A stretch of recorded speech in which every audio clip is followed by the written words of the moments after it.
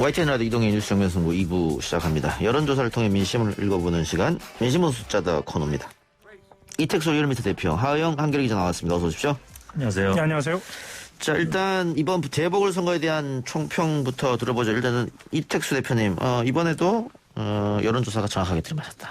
네, 뭐 저희 조사 업계 입장에서는 다행스러운 일이죠. 이번 선거는 그 역대 대통령의 임기 중반 후반에 치러진 재보궐선거는 역시 여당의 무덤이다, 이런 속설이 다시 한번 입증된 선거였는데요.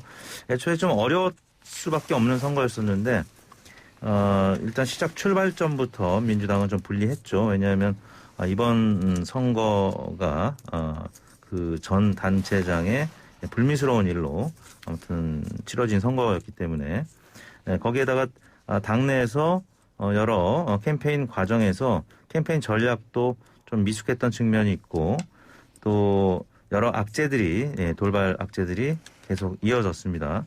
물론 이제 민주당 내에서는 언론에 좀 왜곡된 보도라든지 포탈에 왜곡된 편집 뭐 이런 부분들 주장하고는 있습니다만, 일단 뉴스의 소스가 되는 그런 악재 보도의 기사 소재들이 민주당 내에서 혹은 청와대 내에서 나왔기 때문에 좀 박영선 후보 입장에서 어려울 수밖에 없었고요. 또 단일화 과정이 야당에 비해서 여당 쪽은 시너지가 별로 없었고, 또 열린민주당, 정의당 뭐 이런 쪽과 하나가 되지 못한 그런 1대1 대결 구도였기 때문에 민주당은 매우 어려운 그런 선거를 치렀다고 생각을 합니다. 예. 이 대표가 처음부터 어려운 선거였다고 했습니다만, LH 사건 터지기 전에 여론조사 지지를 살펴보면 박영선, 오세훈, 박영선, 나경원 1대1 가상 대결 했을 때는 박영선이 다 앞섰거든요. 네. 근데 이제 LH 사건 터지고 나서 확 뒤바뀌었기 때문에, 그렇죠, 이게 결정적인 역할을 했다, 이렇게 분석할 수도 있겠네요. 그렇죠. 뭐 여러 악재들이 좀 쌓여 있다가 그게 어떻게 보면 스모킹건 역할을 한 거죠. 좀 그 약간 울분에 차 있는 임계치에 다다라 있던 유권자들을 LH 사건들이 폭발시킨 그런 요인으로 작용하지 않았나 싶습니다. 예. 게다가 이제 여론조사 공표를 할 수 없는 깜깜이 기간이었는데, 깜깜이 기간에도 좀처럼 좁혀지지 않았다. 뭐 그게 정답인 것이고. 네, 그렇습니다. 이런 정보는 뭐 기자들도 알고 있었을 텐데, 이렇게 나온 이유는 어디 있다고 보세요? 이렇게 큰 차이로 민주당이 대패했다. 4연승 했었거든요. 큰 선거에. 뭐 실제로 그 이슈 인물 구도라고 이제 흔히 이야기하죠. 이번만큼은 심판론이라는 구도가 작용한 선거였다. 뭐 기자들도 그렇게 보고 있고요. 다만 이택수 대표님께서 말씀하신 다른 측면을 좀 보자면, 지역구 국회의원이라든가 그 서울시나 부산에 있는 그 자치단체의 그 민주당, 여당의 그 당선자를 갖고 있는 그런 상황들, 조직들을 봤을 때는 이렇게 크게 참패를 당할까라는 의문 부호도 있었던 건 좀 사실입니다. 근데 끝까지 이 조직에 대한 기대가 있었던 것도 사실이고요. 그래서 의외로 더 생각보다 더 많은 차이가 있었다는 분석도 나오고 있습니다. 그러면 지금 여론조사 한 걸 보면, 출구조사죠. 출구조사 연령대를 살펴보면 40대에서만 민주당이 약간 앞서고 전 연령이 참패했거든요, 거의. 이렇게 되면 민주당은 이제 11개월 앞으로 남은 대선도 좀 위기감을 느껴야 되는 거 아닙니까? 뭐 실제로 그래서 오늘 같은 경우에는 전당대회죠. 그 당대표를 뽑는 선거하고 원내대표를 뽑는 선거를 좀 일정을 당기겠다, 이런 이야기도 하고 있고요. 그 쇄신의 정도에 대한 이야기가 벌써부터 좀 나오고 있는 거죠. 쇄신은 흔히 이야기하는 그 뭐 조직이라든가 전략의 쇄신을 많이 이야기하는데, 그것보다는 눈에 보이는 그런 인적 쇄신이기 때문에 그것에 대해서 좀 지켜봐야 할 것 같습니다. 이 대표님, 이번 선거가 대선과 이어지는 선거다, 이런 분석도 있고, 1년짜리 재보궐이랑 대선이랑 뭔 관계냐, 새롭게 출발하는 거다, 이런 분석도 있던데 어떻게 생각하세요? 대선은 전혀 다른 게임이라고 생각합니다. 뭐 시간이 아직도 많이 남았고요. 아까 말씀하셨듯이 한 달 전의 여론과 지금은 또 꽤 많은 온도차가 있긴 합니다. 한 달 사이에 민심의 쓰나미가 확 불었기 때문에 앞으로 대선까지는 수개월이 남았습니다. 1년 가까이 남았기 때문에 지금 지지율은 한 과거 5년 전, 10년 전 선거랑은 좀 다를 것 같아요. 워낙 정보량도 많고 급변하는 그런 시대에 살고 있기 때문에 1년이 과거 5년, 10년 전에 비하면 뭐 한 2, 3년 같은 그런 느낌이 들 정도로 여론이 빨리 변하고 있는데요. 일단 보수 진영이든 진보 진영이든 이 구도의 문제 때문에 내부에서 여러 가지 진통이 있을 거라고 예상을 합니다. 보수 진영은 이른바 윤석열 전 총장이 지금 국민의힘으로 들어갈지 말지 등이 굉장히 중요한 변수가 되고 있고요. 또 아까 앞서 코너에서 홍준표 전 대표 얘기 나왔습니다만 역시 당 바깥에 있기 때문에 그래서 윤석열 전 총장이라든지 또 홍준표 전 대표라든지 여러 잠룡들이 국민의힘으로 들어갈지 아니면 새로운 당을 만들어서 나중에 합당할지 이런 부분들이 관건이고요. 민주당 같은 경우는 지금 이재명 지사는 이제 비문 진영에서는 이제 상수로 자리를 잡았다고 얘기해야 될 것 같고 친문 진영의 후보가 이번 선거 패배로 인해서 이낙연 대표가 이제 당분간 좀 어려운 과정을 갈 수밖에 없기 때문에 정세균 총리가 이후에 이제 사임을 하면 대권 주자로서 지지율이 올라갈 수 있을지 아니면 제3의 후보를 찾을지 이런 구도의 문제가 조금 혼선이 있고 잡음이 있을 수 있기 때문에 아직까지는 이런 서울시장 또 부산시장 선거하고 연장선상에 있다. 이거는 조금 연결짓기는 어려울 것 같다는 생각이 듭니다. 알겠습니다. 그 차기 대권 얘기해 주셨으니까 지난 5일부터 7일까지 MBS가 18세 이상 시민 1,004명을 대상으로 조사한 결과 이재명 24%, 이낙연은 10%였고 윤석열 18% 이렇게 됐는데 자 윤석열 총장의 지지율이 7% 정도 빠졌단 말이에요. 네. 그리고 이재명 지사는 그대로 유지해서 이재명이 다시 1위를 탈환했는데 이건 어떤 의미일까요? 실제로 이번 선거 이후에 누가 가장 이득을 받느냐 뭐 이런 분석도 나오지 않습니까? 근데 윤석열 전 총장 같은 경우에는 어쨌거나 국민의힘에 대한 국민들 여론의 지지 기반이 어떠냐에 따라서 본인의 지금까지의 지지 이세를 이어갈 수 있었다라고 보여지는데요. 보기에는 일단 지금 현재 야권을 지지하는 여론에서는 국민의힘으로도 가능하다라는 분위기가 생기면서 상대적으로 윤석열 전 총장에 대한 지지가 올라간 거 아니냐라는 분석도 나오고 있는 것 같습니다. 예, 그것 플러스 보궐선거 동안은 윤석열 총장이 언론의 중심에 못 있었기 때문에 그래서 빠진 측면도 좀 있을 것 같은데 이재명 지사가 24%, 이낙연 전 대표가 10%. 근데 이번 선거 패배의 책임은 이낙연 전 대표한테 있으니까 이렇게 되면 이재명 지사로 쏠릴 가능성도 있지 않습니까? 민주당 지지층에서? 네, 그렇습니다. 이재명 지사 쪽으로 일부가 이동할 가능성이 있고요. 과거에 이제 국민의힘 계열에서도 이명박 대통령 집권 후반에 박근혜 당시 대표가 주목을 받았던 이유는 여당 내에서 야당 역할을 했기 때문이거든요. 그래서 당분간은 문재인 대통령 지지율이 국정수행평가 긍정 비율이 지금 많이 빠져 있는 상태이기 때문에 그리고 5년 단임제 하에서는 이 지지율이 계단형으로 하락한다는 그런 곡선이 있지 않습니까? 그렇기 때문에 이재명 지사가 이번 선거 이후에 보다 더 조명을 받을 가능성은 높아 보이고요.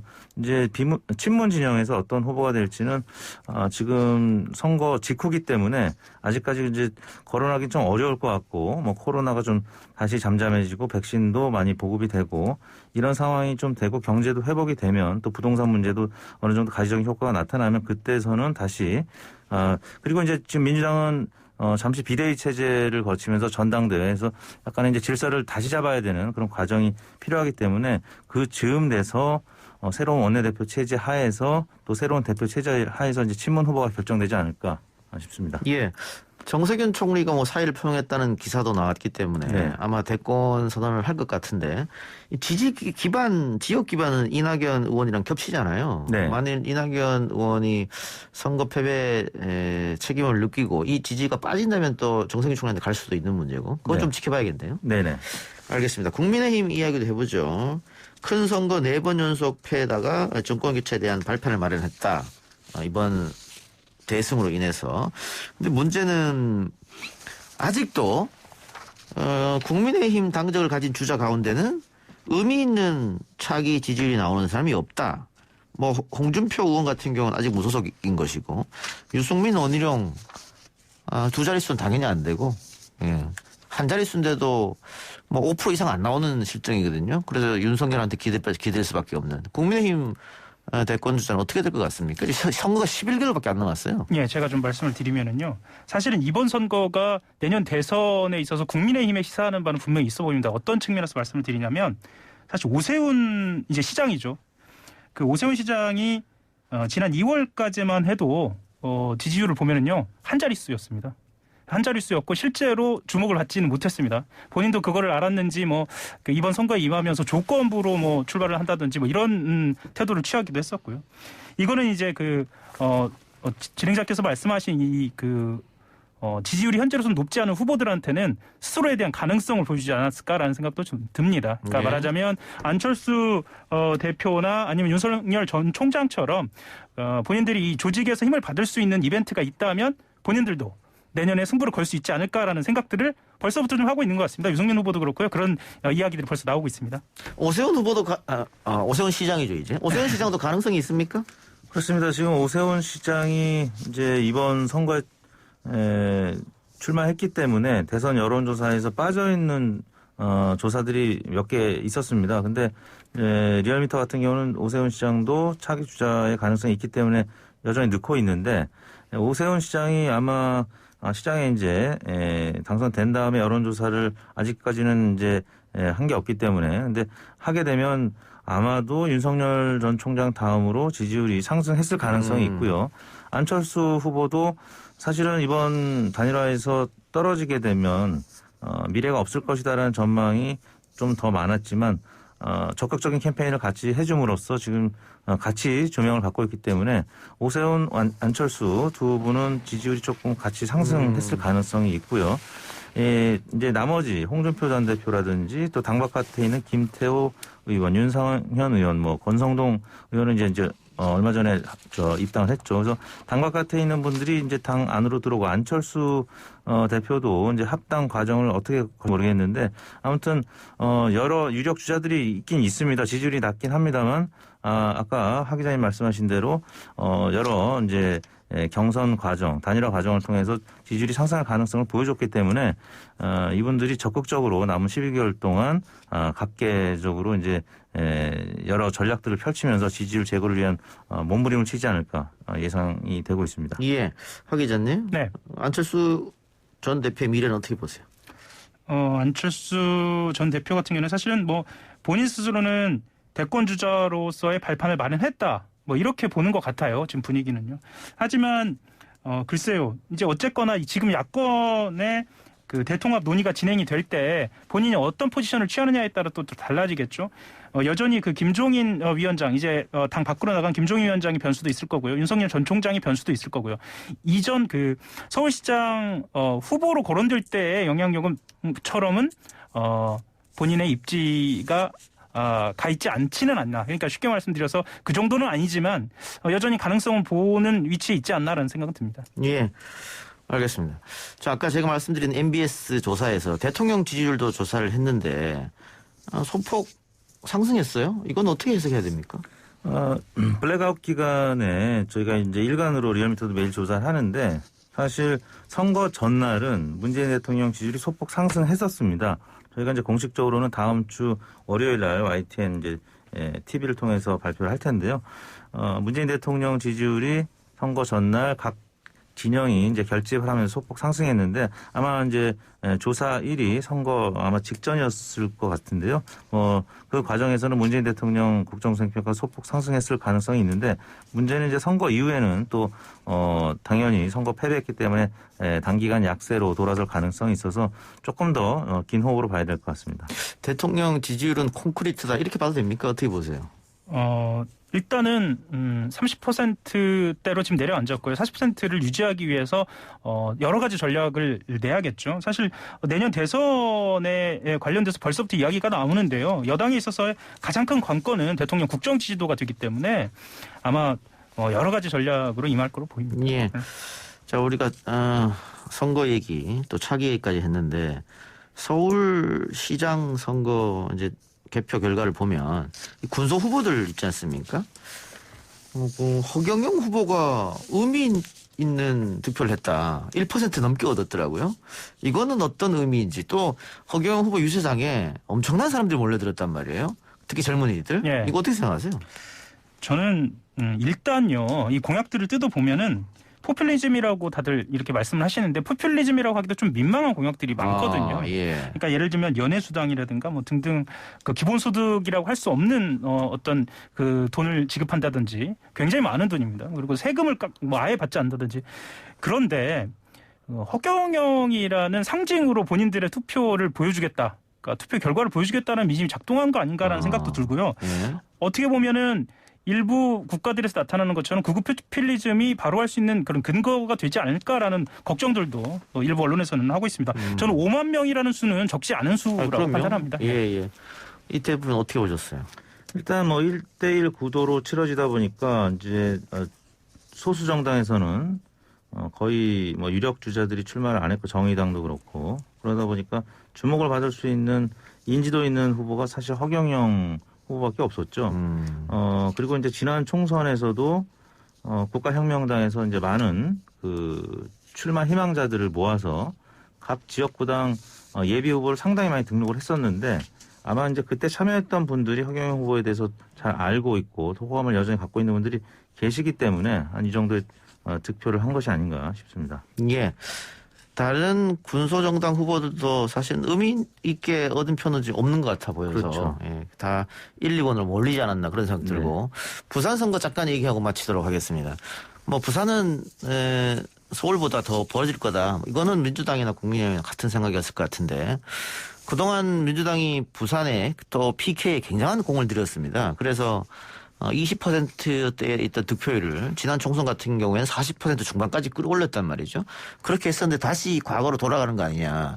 이런 위기감이 민주당 부산시당 관계자한테 있겠다. 혹은 민주당 관계자한테 있겠다. 이런 생각이 드는데 어떻게 보세요? 안철수 오세훈 단일화가 꽤 늦게까지 선거 이제 거의 운동이 들어갈 무렵까지 진행이 되다 보니까 부산 선거가 사실 전국적으로 관심 바깥에 있었고요. 그러다 보니까 김영춘 후보가 좀 움직일 수 있는 시간적, 공간적 여유가 많지가 않았습니다. 그런 과정에서 서울과 부산이 선거가 이제 동조화되면서 두 후보가 지지율이 거의 같이 움직였어요. 오세훈 후보가 올라가면 박형준 후보 같이 올라가고 박영선 후보가 지금 지지율이 좀 고전을 하면 김영춘 후보도 마찬가지고 이런 서울, 부산 동조화 현상이 나타나면서 이게 어떻게 보면 광역단체장 선거 중에 가장 큰 1, 2위 시행제 선거이다 보니까 거의 전국 선거처럼 이제 됐고요. 다른 지역의 유권자들 굉장히 관심이 많은 상황이 되면서 어떻게 보면 김영춘 후보가 이 전국 선거에서 외롭게 좀 싸우다가 결국 시간과 공간적 그런 여유가 좀 없지 않았나. 그래서 김영춘 후보 입장에서 매우 아쉬운 그런 선거가 되지 않았나 싶습니다. 예, 하 기자님. 실제로 그 민주당에서는 부산에 공을 많이 들였지 않습니까? 그렇죠. 공항 문제도 있었고요. 그런데 그런 측면에서는 정책으로 승부 보지 못했다는 측면에서 많이 아쉬움이 있는 것 같고요. 다만 이런 판단은 좀 저 개인적으로는 하고 있습니다. 그러니까 지금 김영춘 후보가 받은 그 지지율이 아니 그러니까 득표율이 과연 적은 것인가에도 좀 관심을 기울여야 할 것 같습니다. 이것이 만약에 토대가 된다면 다음 선거에는 민주당으로서는 그것부터 출발하면 되겠다라는 어떤 성찰이나 뭐 쇄신도 필요하다 이런 생각도 좀 듭니다. 알겠습니다. 오늘 말씀 여기까지 듣죠. 지금까지 이택수 리얼미터 대표 한겨레 하영 기자였습니다. 고맙습니다. 네, 감사합니다.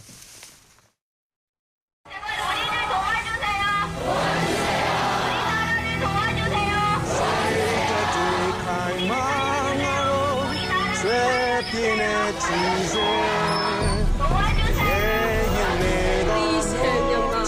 We need your urgent international help right now.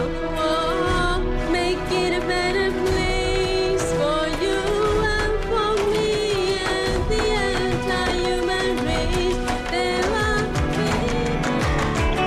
to place your heart, and I know that it is love. 이동의 뉴스 정면 승부는 방송 프로그램엔 최초로 미얀마 민주주의의 지지와 연대를 선언하고 매일 이 시간 우리들의 연대 목소리를 들려드리고 있습니다. 오늘 만나볼 분은 미얀마 민주화를 위한 한국 미얀마 연대 협력 긴급 회의를 주최한 연세대학교 김대중 도서관의 장신기 박사입니다. 박사님 안녕하십니까? 네, 안녕하십니까. 예, 방금 제가 말씀드린 미얀마 민주화를 위한 한국 미얀마 연대 협력 긴급회의가 내일 2시에 연대 김대중 도서관 컨벤션 홀에서 열리는데 어떤 행사인지 소개 좀 부탁드리겠습니다. 네, 말씀 주신 그런 이제 행사 이제 주제로 저희가 이제 개최를 하게 되고요. 우선은 이제 일부는 저희가 이제 현재 어떤 미얀마 상황에 대한 어떤 이제 진단과 향후 어떤 이제 전망, 그다음에 이제 한국과 미얀마 활동가분들이 어떤 방식으로 좀 이런 국제적인 지원 활동을 장기해야 하는지에 대한 어떤 뜻을 담는 그런 이제 주제로 그 세미나를 개최를 하고요. 예. 2부 행사는 그 이제 위로와 어떤 이제 격려의 어떤 그 음악회를 이제 저희가 준비를 해서 지금 한국에 그 미얀마 분들이 많이 계시고 특히 이제 오래전부터 미얀마 문제 군부 독재 반대하고 아웅산 수치 여사의 석방을 이제 이렇게 연금 해제를 이렇게 주장했던 활동가 분들이 많이 계십니다. 예. 그런 분들이 이제 그 같이 행사에 참여하시면서 그분들에게 어떤 이제 위로와 어떤 이제 격려와 연대의 정신을 저희가 좀 함께 나누는 그런 음악회를 2부 행사로는 기획을 하고 있습니다. 예. 그 세계에서 민주주의로 투쟁했던 위인들 언급하면 뭐 넬슨 만델라, 아웅산 수지 또 김대중 전 대통령 이렇게 언급을 많이 하지 않습니까? 네, 그렇습니다. 예, 그래서 더더욱 미얀마의 민주화를 이 김대중 도서관에서 더 바랄 것 같긴 해요. 네네. 저희도 사실 그런, 김대중 대통령의 어떤 이제 활동과 그런 이제, 역사적 활동에 대한 유지 이런 것들을 저희도 이제 중시했기 때문에 이 행사를 이제 기획을 하게 된 거였습니다. 예. 김 전 대통령과 아웅산 수지 국가고문이 주고받은 서신도 공개됐던데 어떤 내용이었습니까? 네, 저희가 이제 지난달에 저희가 이제 갖고 있는 소정하고 있는 자료를 발굴을 해서 이제 공개를 한 건데요. 저희가 자료를 확인해 봤더니 김대중 대통령께서 미얀마의 이제 군부 독재를 반대하고 이제 미얀마 민주화를 위한 국제적 연대 활동을 예. 1994년부터 이제 시작하셨고 그때 어떤 이제 미얀마 민주화 문제에 대한 어떤 국제적인 공론화, 예. 지원 활동을 위한 이런 활동의 본격화의 어떤 계기가 되는 또 중요한 어떤 이제 모멘텀을 이제 김대중 대통령께서 당시 이제 아태재단 이사장 자격으로 하셨던 거였고요. 예. 거기에 이제 관련된 내용이었는데 첫 번째는 이제 김대중 대통령께서 이런 이제 아시아 민주주의를 위한 어떤 이제 당시 이제 조직체를 만드셨는데 거기에 아웅산 수치 여사에게 이제 참여를 요청을 하는 편지입니다. 편지이고 거기에 대한 이제 답신이 거의 한 달 한쯤 뒤에 이제 오게 됐는데 왜냐면 이제 연금 중이었기 때문에 이분이 아웅산 수치 여사가 굉장히 좀 비밀리에 어려운 과정을 통해서 이제 회신이 오게 되었는데 거기에 이제 적극적으로 찬성을 하고 또 이제 내용을 보면 사실은 그 전에는 김대중 대통령과 아웅산 수치 여사가 이제 소통을 했거나 이런 이제 기록은 남아있지 않아요. 아마 이때가 처음이었을 것 같은데 예.